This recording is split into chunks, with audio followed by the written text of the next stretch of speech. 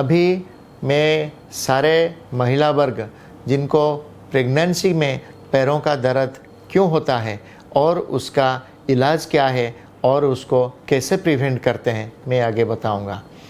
मैं डॉक्टर निहार रंजन प्रधान, वास्कुलर और endovascular surgeon, Apollo hospital jubilee hills Hyderabad में काम करता हूं और उससे पहले मैं CMC वेल्लोर और निज़ाम्स हॉस्पिटल हैदराबाद में कंसल्टेंट के हैसियत से काम कर चुका हूं।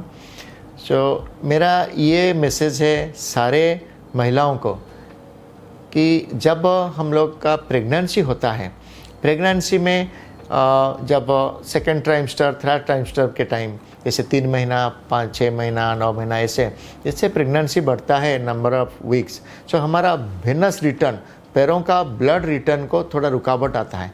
इसके लिए पैरों में थोड़ा सूजापन बढ़ता है, हेवीनेस लगता है और उसी के साथ लिम्फेटिक्स भी ब्लॉक होता है।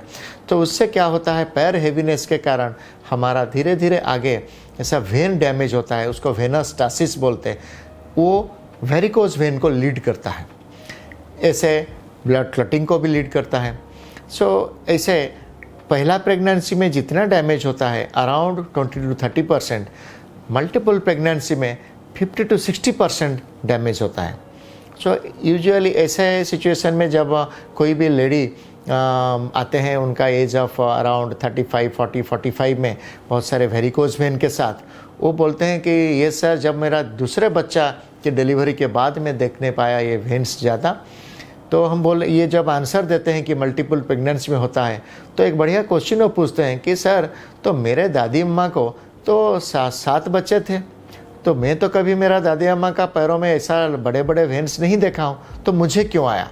मैं बोला एक बढ़िया क्वेश्चन है, लेकिन क्या हो रहा है आजकल हमारा सारा कामकाज थोड़ी ही 1-2 रूम का चलने में हो जाता है। दादी अम्मा के टाइम बेचारे पानी लाने में कितना दूर जाती थी और वो चूल्हा के लिए कितना दूर जाती थी और हर कामकाज नीचे बैठ के करती थी, इसीलिए पैरों में वेनस प्रेशर कम होता था, लेकिन उनका कमर में प्रेशर ज़्यादा होता था।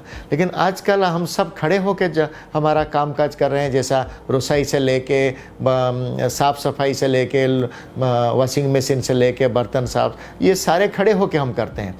तो अभी बच्चों को पढ़ाई भी करना है, चेयर में बिठा करके पढ़ाते हैं उनको, तो उससे क्या होता है हमारा पैरों में वेनस प्रेशर बढ़ जाता है और वो हमको आगे वेरिकोज वेन अल्सर करता है, वेरिकोज वेन बनाता है। हम इसलिए बोलते हैं कि अब प्रेगनेंसी के टाइम से हम क्या करेंगे कि ये वेरिकोज वेन या वेनस हाइपरटेंशन होने नहीं देंगे।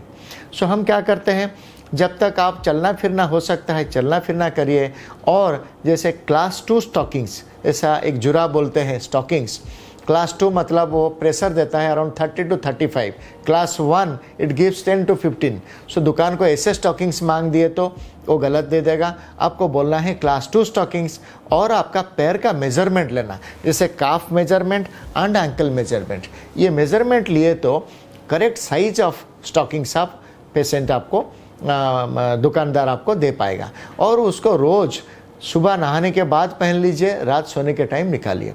ऐसा स्टॉकिंग्स पहनेंगे तो मल्टीपल प्रेगनेंसी में भी आगे डैमेज नहीं होगा।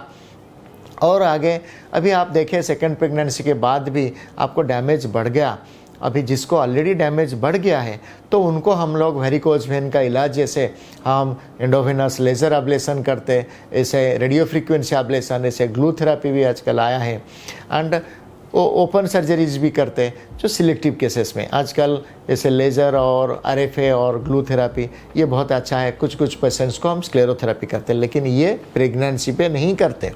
जो प्रेगनेंसी के डिलीवरी के बाद हम देखते हैं after few months varicose vein ज़्यादा रहा और आपका ग्रेट सफिनस वेन और शॉर्ट सफिनस वेन में रिफ्लक्स रहा, तो उनको हम लोग जैसे हमका लेज़र एब्लेशन या RFA एब्लेशन या स्क्लेरोथेरेपी या ग्लू थेरेपी ये करते हैं।